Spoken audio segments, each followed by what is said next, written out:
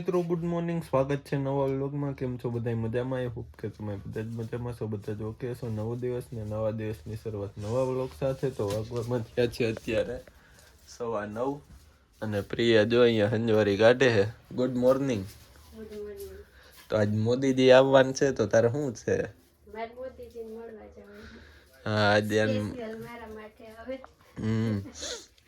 તો તમારા ઓફિસે લઈ જાય ને તમને? તો તું કહેતી હતી ખરી કે અમને કદાચ લઈ જાય. હા, તો એને કહેતા હતા અહીંથી લઈ જવાનું, જો કે મહાનગરપાલિકાએથી. તો ચાલો હવે અત્યારે નાસ્તાની શું વાર છે? સરસ. કેમ કરતા? હા, તો નાસ્તાની શું વાર છે? હા, તો એ હંજવારી કાઢીને પોતા કરી લઈને પછી નાસ્તો કરી લે. તો ચાલો પહેલા નાસ્તો હવે કરીને પછી આપણે નીકળીએ આપણા કામ ઉપર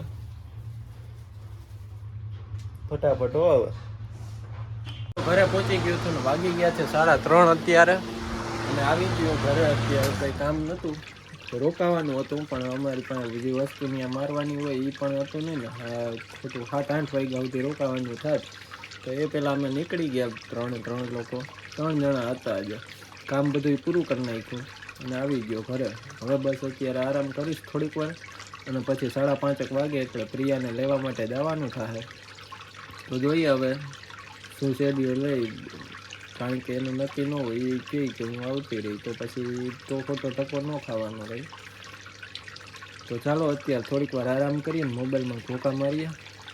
વાગવામાં થઈ ગયા છે હવે 6:45. જોઈ લો, 6:45 વાગ્યા. તો હવે જાઉં છું પ્રિયાને લેવા માટે. હવે પ્રિયાનો ફોન એવો આવ્યો હતો કે ત્યાંથી આપણે જવાનું છે દાતાર બાપુએ, એટલે નીચે જ જવાનું છે. બહુ ઉપર દાતાર અત્યારે તો ન પહોંચાઈ જાય, પણ થોડુંક મોડું થઈ જાય, એટલે ઉપર આપણે નથી જવાનું ટૂંકમાં કહીએ તો અત્યારે એને પહેલાં હું આઝાદ ચોકે લેવા જાય, ત્યાંથી ડાયરેક્ટ અમે નીકળશું દાતાર બાપુએ. તો ચાલો અત્યારે હું ફટાફટ પહેલાં ઘરેથી નીકળી જાઉં, એટલે વહેલા પહોંચી જાઉં ત્યાં આઝાદ ચોકમાં, અને પછી ત્યાંથી લઈને આપણે વહી જઈશું દાતાર બાપુએ.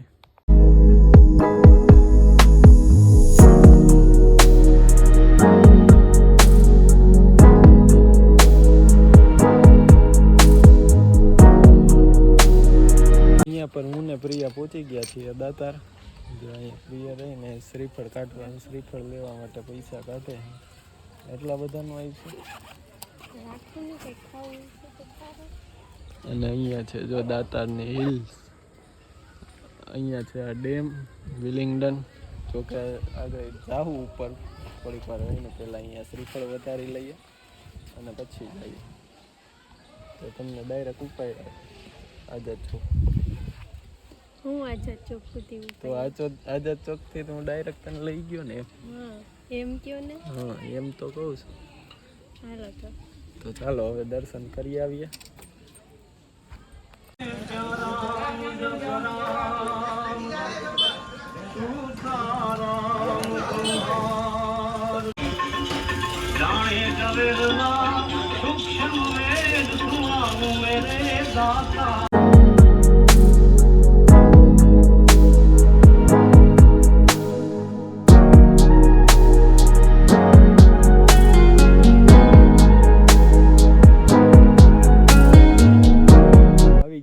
ઉપર વિલિંગડન 8,000 પૈસા એવા તો 8,181. તો પહોંચી ગયા છીએ વિલિંગડન ડેમ. અને જો પ્રિયાને અહીંયા આવી ગયા છે. અહીંયા આવતા બે જ પહેલાં ચેક કર્યું હતું કે પ્લાસ્ટિકને એવું કંઈ નથી ને, કારણ કે હવે અહીંયા છે ને પ્લાસ્ટિક પ્રતિબંધિત વિસ્તાર કરી દીધો ફૂલ પાકા પાયે. આજ વખતે મહાશિવરાત્રિના મેળામાં પણ પ્લાસ્ટિકને એવું બંધ હતું. તો વિલિંગડનનો કંઈક આવો નજારો એટલો કંઈક ભરેલો છે અત્યારે.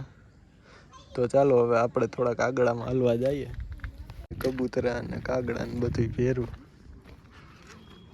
અહીંયા ફરતી કોર આ બધા ડુંગરની વચમાં એક આવો વિલિંગડન ડેમ ભર્યો. જો કેટલો મસ્ત લાગે. તો તારું શું કેવું એના ઉપર? બહુ મજા આવે. મજા આવી ને? કેટલો ટાઈમ પછી અહીંયા આવ્યા ને આપણે? વરસાદ હોય તો હા વરસાદ હોય તો અહીંયા બહુ મજા આવે. તો એ જો કે વરસાદ વગર એવી મજા આવે.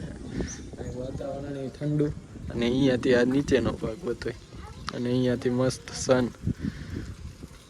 જો અહીંયાથી આમ પાણી બધું નીચે જાય. જો કે અત્યારે સુકાઈ ગયું થોડું ઘણું નહીં વધુ સુકાઈ ગયું એટલે પાણી બહુ ઓછું જાય. અને અહીંયાથી કંઈક જુનાગઢ સિટી જો મસ્ત દેખાય. તો અહીંયા ઉપર બધા ફોટોગ્રાફી કરે અને આપણે આમાં હાલ્યા જઈએ છીએ.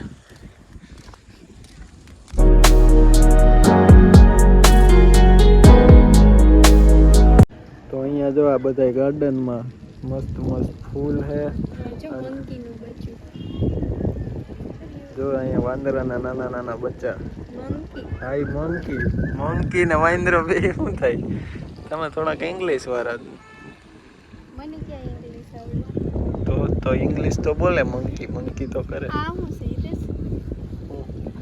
જો આ લોખંડનો ઘૂંઘરો છે ને એ ઓલું છે શું કહેવાય? પાણીનું હા ત્યાંથી જમીનમાં પાઇપ જતો હોય છે પછી એ આખા અલગ પાણી આવે તો કોઈ નહીં એ સિટીમાં આમ પાણી જતું હોય બધા અહીંયા પાણી બધા પીવાનું હોય ને એમાં લગભગ આ પાણી જ જાય એવું મારું કહેવાનું છે. પછી જેને ખબર હોય નીચે કોમેન્ટમાં કહેજો કે આ શું છે. એમ નહીં બધા એમ ન કહેતા હોય કે વરસાદમાં પાણી વધી ગયું તો વાલ ખોલી નાખ્યા તો ઈ કયો વાલ? વાલનું હોય અહીંયા તો પાટિયા હોય તો હા, અહીં પાટિયા. અહીં નીચે હોય એ આ બાજુથી દેખાય.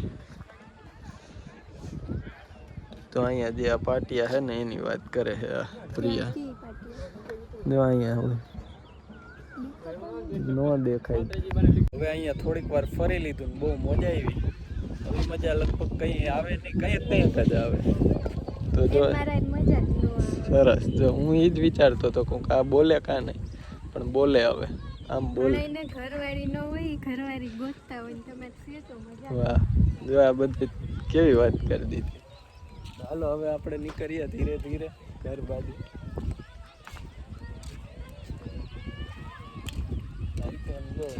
લાગે કેમ બહુ મસ્ત લાગે. ખરેખર જો એક નંબર.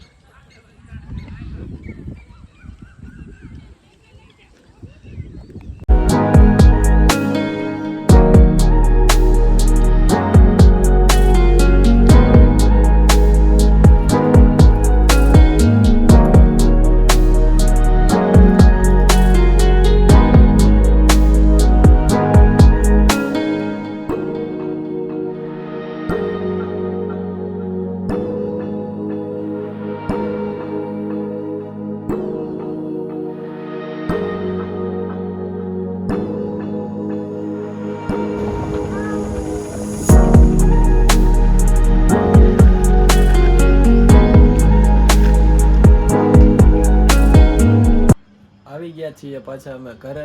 તો પ્રિયા કંઈક કહેતી હતી આપણે શું રેખણા. હું દર્શન કર્યા. દાતાર બાપુના દર્શન કર્યા પછી મંકી જોયા, હરણ જોયા. પછી ઓલું શું હતું? વાંદરાનું બચ્ચું તો હરણ ભેગું શું હતું? રોજ હતું નીલગાય ટૂંકમાં. હા ઈ. અને થયું એવું કે એક વાંદરાનું બચ્ચું હતું જો કે એ વિડીયોમાં છે. તો એમાં પ્રિયા મને ગાડી ઊભી રખવી અને પોતે વાંદરાના બચ્ચાનો વિડીયો લેવા હતું પોતે સામે ગઈ. જે વાંદરો પાછા સામે આવ્યા ને એટલે બી ગઈ. પછી કેમેરો બંધ કરીને બેસી ગઈ ગાડીમાં. તમે બીતા હું તો તોય ઉતરીને ગઈ હતી. મેં તો આમ ના પાડી હતી કારણ કે ફોરેસ્ટનો એરિયો આવે ને એ માટે હું તને ના પાડતો હતો. તું તો વાંદરાથી બીતી હતી. તો આવી ગયું છે અત્યારે ફ્રૂટ સલાડ. ફ્રૂટ સલાડ જ છે ને પ્રિય? પીએ પછી ખબર પડે. તો મારો ટેસ્ટ કરવો જોઈએ.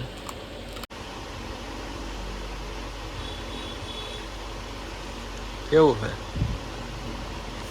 ઓકે તો ચાલો હું પણ થોડુંક પી ટેસ્ટ કરી લઈએ.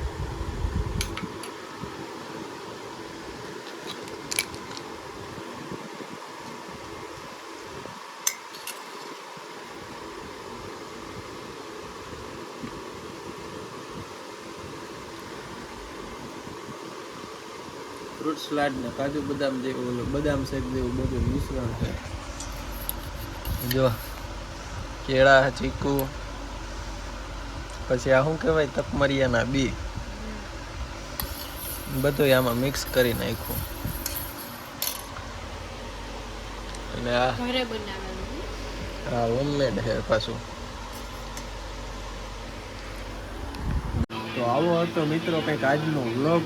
જો વ્લોગમાં મજા આવી હોય તો લાઈક કરી દેજો. ચેનલ ઉપર નવા હોય તો સબસ્ક્રાઈબ કરવાનું ન ભૂલતા. મળીએ હવે નવા વ્લોગમાં. ત્યાં સુધી બાય બાય.